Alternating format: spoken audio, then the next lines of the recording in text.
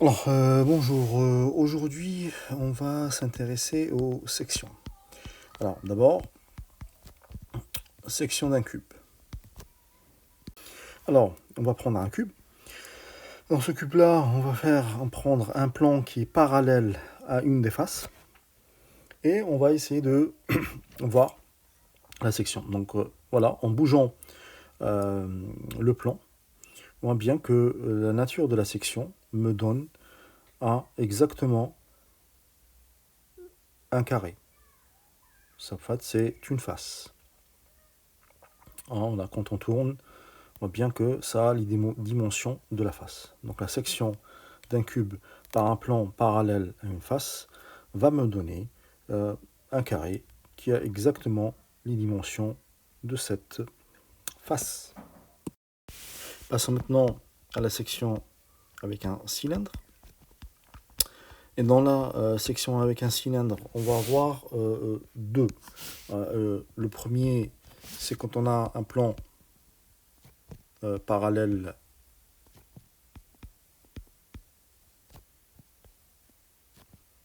à la base.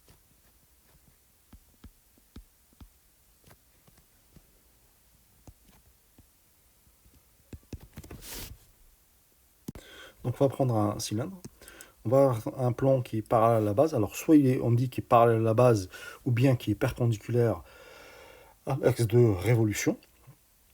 Et on va essayer de voir la nature de la section avec notre cylindre. Donc là, quand on le descend, on voit bien que dès que le coupe, en fait, c'est le coupe suivant un cercle, qui a exactement le même cercle base. Donc le même centre. Le centre se trouvera sur l'axe de révolution et le même rayon.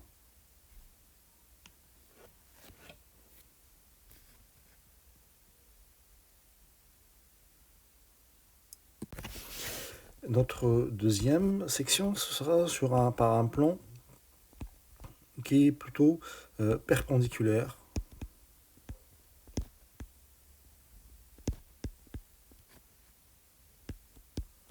à la base.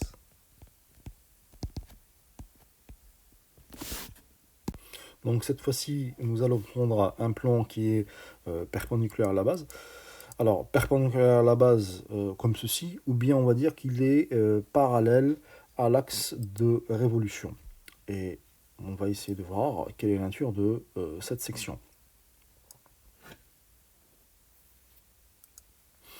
Donc là, on voit bien que la section me donne un rectangle. Alors, la question qui se pose, c'est quelles sont les dimensions de ce rectangle-là.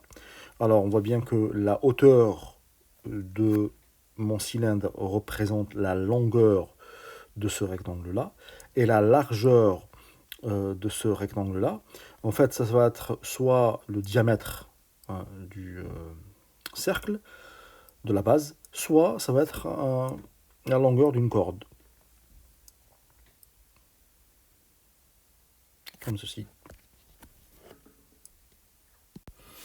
Maintenant, on va s'intéresser à la section d'un cône.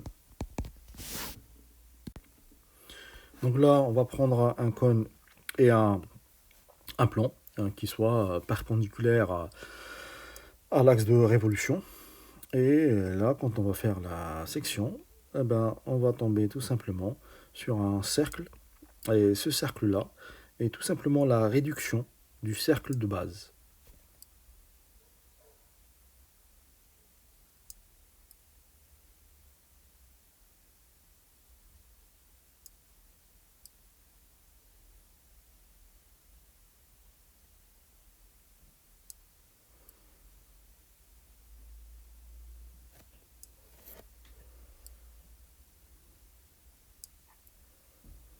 Là, pour déterminer les dimensions de le rayon, il suffit d'utiliser le théorème de Thalès. Et enfin, le dernier, c'est la section d'un plan et d'une sphère. Alors si on prend une sphère et un plan, donc là, on voit bien que si la distance entre le plan et la sphère, elle est plus grande que le rayon, on voit bien qu'il n'y a pas de section. Sinon après, soit ça va me donner un point si la distance est égale au rayon, soit ça va me donner un cercle si la distance du plan est plus petite que le rayon. Alors, pour déterminer le rayon de ce cercle-là, en fait, on va utiliser toujours, comme pour le cône, hein, théorème de Thalès, on se rend compte que en fait, le cercle qu'on obtient, c'est un cercle réduction, hein, du cercle du grand cercle.